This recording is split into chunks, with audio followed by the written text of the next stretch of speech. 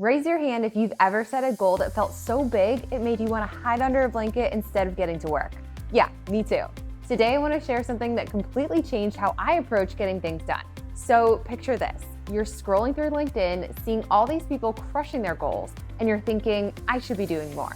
You set this massive goal, maybe it's get promoted this year or start a side business, and suddenly you're paralyzed. Where do you even begin?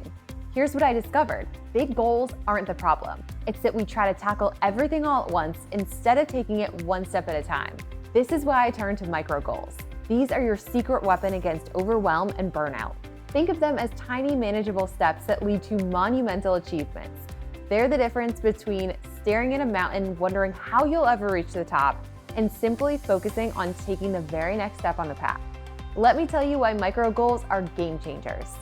First, they shift your brain from this is impossible to I can totally do this. When you break down get promoted into have one meaningful conversation with my manager this week, suddenly you're not staring at a mountain anymore.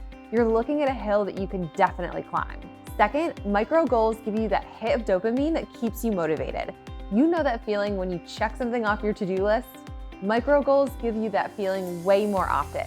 And here's the cool part, your brain starts craving more of those wins.